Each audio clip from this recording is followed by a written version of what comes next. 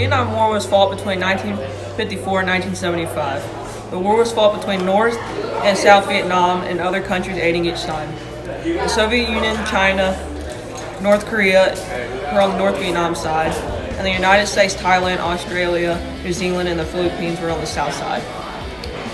After about more than a decade of conflict, President Richard Nixon withdrew U.S. forces from Vietnam and ended the war period. Eventually, North Vietnamese took over the South and made Vietnam into a socialist country. The South lost the war and Vietnam became a socialist country under the aid of China and the Soviet Union. Before we begin, here are some important people you will need to know about. First up is President Dwight Eisenhower, and he believed in the domino theory and created the U.S. and Vietnam military relationship. Next is George Kennan, and he did the containment doctrine, which was the main belief of the Far East policy and was the excuse of the war. Ho Chi Minh was the major enemy of the U.S. and was the founder of the Viet Minh. Richard Nixon participated in illegal military action in Cambodia and Laos. He also was the leader of the withdrawal from Vietnam. Following the separation of Vietnam in 1954, Le Duan created an underground communist party. He was at first second in command behind Ho Chi Minh, but he later became the leader before his death in 1969. Lastly, Le Duc, though, did a peace deal with Kissinger in 1972, which was an agreement to cease fire and end the U.S. involvement. For understanding what happens during the war, you have to be able to understand why it happened. To begin, Ho Chi Minh founds the Indochinese Communist Party in 1930. Then Japan takes over French Indochina, including Vietnam in World War II. Minh establishes the League for the Independence of Vietnam to resist the French and Japanese. After a coup is carried out by the Japanese against the French, Vietnam is declared independent. World War II ends with the defeat of Japan, and France slowly starts to regain control over Vietnam. Minh declares independence for the north part of Vietnam and tries to model their declaration like that of the U.S. to win support from them, but it ends up not working. France gives Minh a proposal granting Vietnam a limited self-government, but Ho Chi rejects it and a guerrilla war is started. So what happened during the war? The Vietnam War began in 1954 when a battle occurred at Dien Bien Phu. The French lost the battle and that ended the French colonial rule in Indochina. The treaty signed at a Geneva conference in 1954 caused Vietnam to split along the latitude called the 17th parallel, where Ho controlled the north and Bay O controlled the south.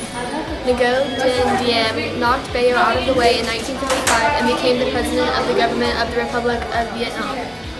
Diem arrested 100,000 Viet Minh sympathizers, or Viet Cong, who were brutally tortured and executed in South Vietnam.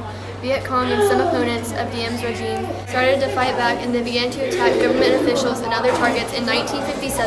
In 1959, they engaged the South Vietnam Army in firefights. In 1960, Diem's opponents in South Vietnam formed the National Liberation Front, which resisted the regime. President Kennedy sent people to report the conditions of South Vietnam in 1961.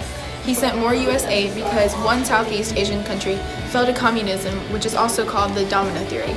Kennedy was assassinated in 1963, and Diem and Ngo Dinh were killed.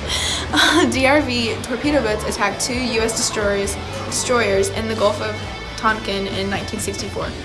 Congress then passed the Gulf of Tonkin Resolution. U.S. troops were sent to fight in Vietnam. South Korea, Thailand, Australia, and New Zealand sent their troops as well. DRV forces struck in more than 100 cities in South Vietnam in 1968, called the Tet Offensive.